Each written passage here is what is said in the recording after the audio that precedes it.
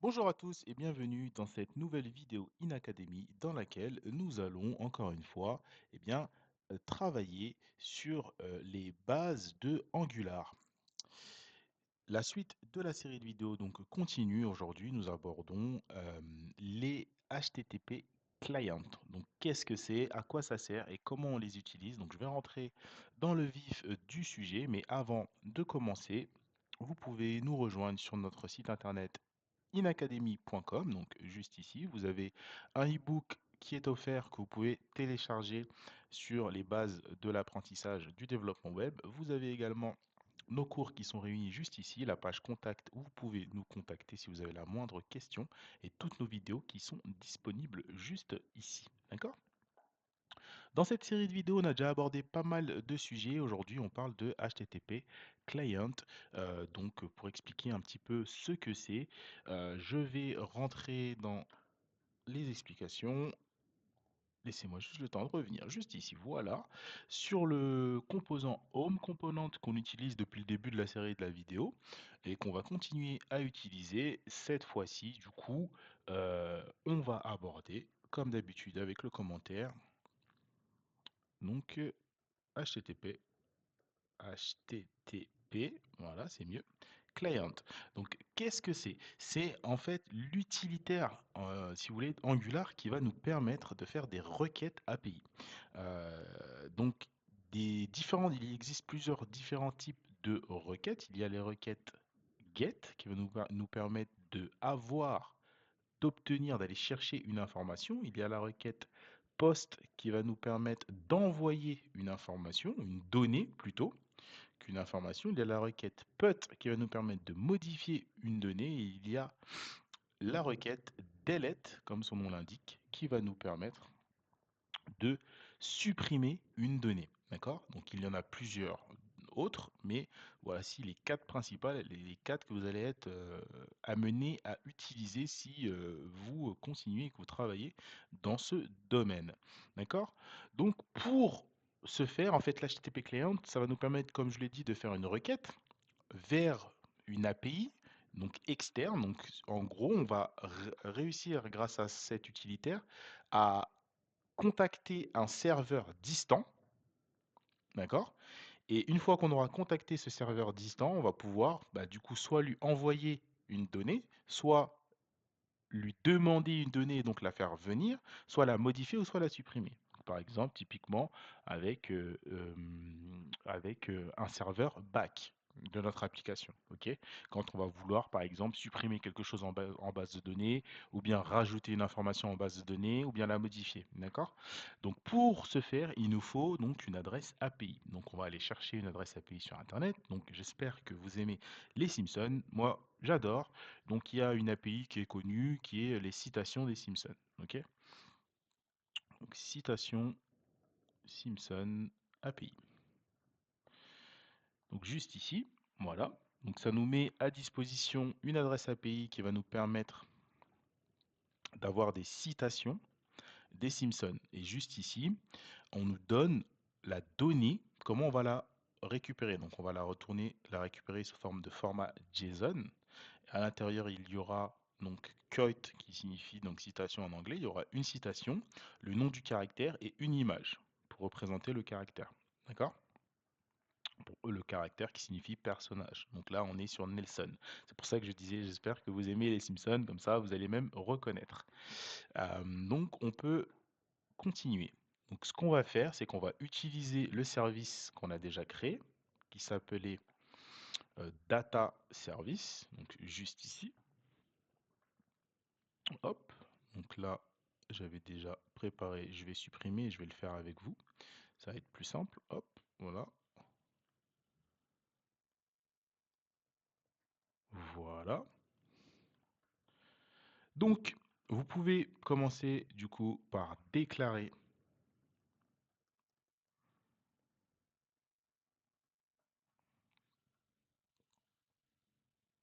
Donc voilà, nous voilà du coup dans Data Service.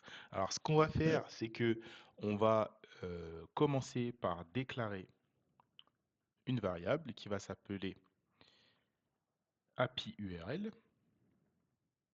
Et pour l'instant, on va la faire être égale à rien. D'accord? Une fois qu'on a fait ça, on va créer notre constructeur.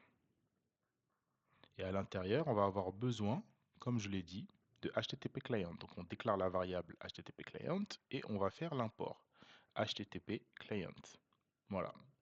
C'est ça qui va nous permettre de pouvoir faire nos requêtes.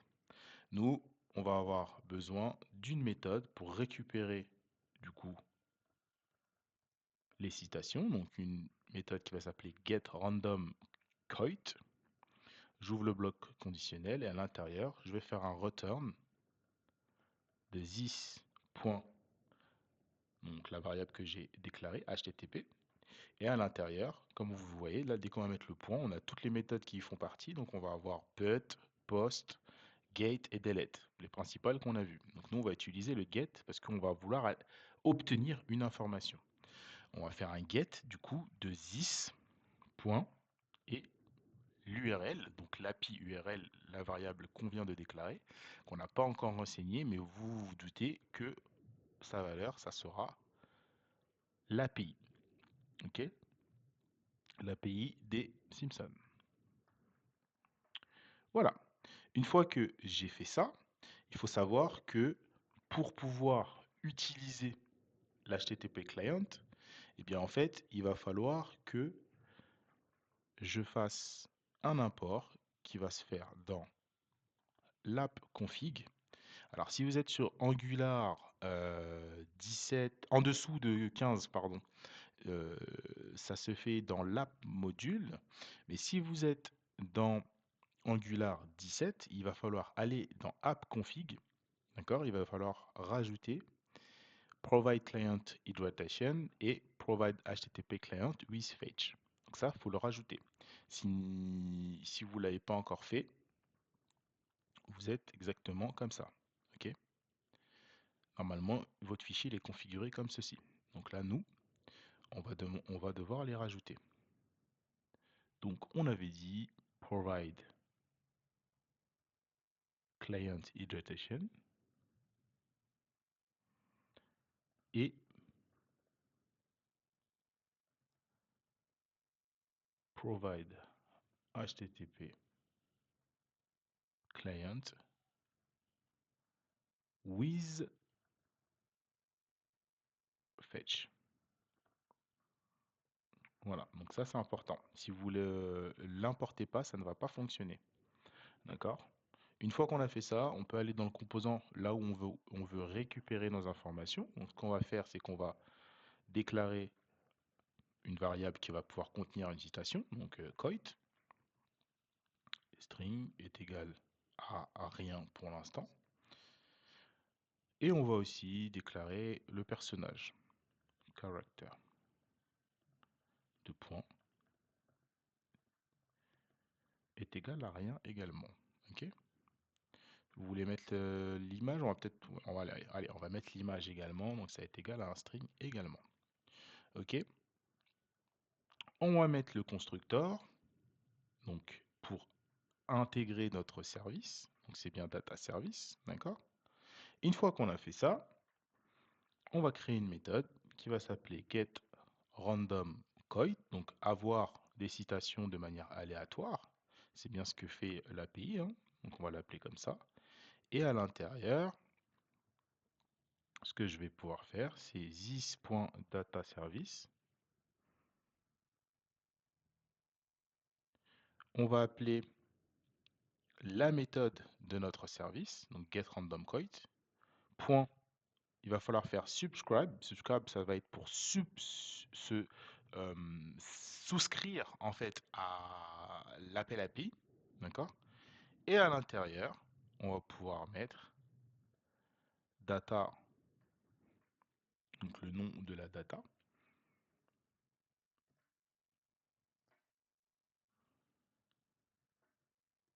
On fait notre flèche, on donne notre flèche Et voilà, à l'intérieur, moi, ce que j'aime bien faire avant de continuer, avant de voir, en fait, de travailler sur la donnée, j'aime bien voir à quoi ressemble la donnée. Et je vous conseille de le faire parce que là, c'était pas nécessaire puisque sur le site, on voit exactement à quoi ressemble la donnée. D'accord? Mais si vous êtes pas sûr, si vous savez pas à quoi ressemble la donnée, vous pouvez faire directement là un console log de à quoi ressemble la donnée et aller voir à quoi ressemble la donnée. D'accord? Donc là, on va faire this coit. OK? Donc citation, la variable qu'on a déclarée juste au-dessus. Juste là. Eh bien, on va lui donner data. Data, c'est le nom de notre donnée. On fait les crochets pour rentrer dedans car c'est un tableau. Et on va lui donner coit, vu que notre donnée à l'intérieur, la clé, c'est coit. D'accord?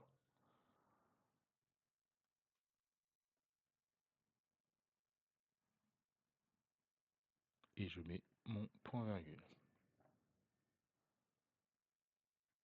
Voilà. Doesn't exist on data. Alors, c'est parce qu'en type, moi je ne lui ai pas donné de type, je vais mettre any. Voilà. On n'a pas créé de type, donc quand vous n'avez pas de type, vous pouvez mettre any. Donc là, je mets any, comme ça, tous les types sont acceptés. On va attribuer également this character. Vous avez compris le principe à character, du coup, qui existe. Et this image à data, également encore 0, pour rentrer dans le tableau. Et c'est bien le nom, c'est bien image. Donc il faut que ce soit le même nom, hein, la même clé. Donc c'est bien image, c'est bien caractère, c'est bien coit. Alors, une fois qu'on a fait ça, voilà, il va falloir maintenant eh bien, l'afficher. Et une fois qu'on a fait ça, comment on l'affiche? Mais bien tout simplement, on va dans l'HTML et dans l'HTML, on va mettre un H1 avec écrire par exemple coit of the day, donc la citation du jour. En dessous, je peux mettre la citation, tout simplement, hein. Donc, avec mon interpellation, je mets coit. Encore en dessous, je vais mettre, par exemple, un H3 avec le nom du personnage. Nom du personnage. Et dedans, je mets character. OK. Et encore en dessous, bah, je vais pouvoir mettre, par exemple, une image. Et vous vous souvenez comment on y accède avec les crochets. Et là, je peux mettre image. OK? Et pour afficher tout ça, eh bien, il me faut un bouton. Le bouton, je vais mettre afficher la nouvelle citation. Donc là, tout ça, c'est en train de se faire, hein. Je vais décaler pour que vous puissiez voir. Voilà. Quote of the day. Nom du personnage. Afficher la citation. Et en fait, les éléments vont venir quand je vais lier le bouton à la méthode. La méthode s'appelle getRandomQuote. Donc là, c'est fait. Donc maintenant que ceci est fait, quand je vais cliquer sur afficher la nouvelle citation, il va y avoir le nom du personnage. Je vais rajouter 2 points pour qu'on le voit bien. Donc il va y avoir le nom du personnage qui va s'ajouter. Il va y avoir, je vais même le mettre en dessous pour que ce soit plus clair. Je vais écrire la citation du personnage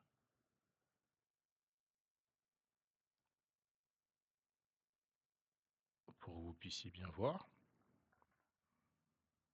Et juste en dessous, la photo du personnage, d'accord? Donc, afficher la nouvelle citation. Duffman, oh yeah, qui fonctionne bien. Ok? Et pour l'image, ça m'a pas mis. Ah voilà, j'étais en train de dire ça ne m'a pas mis d'image. Donc si ça m'a bien mis l'image.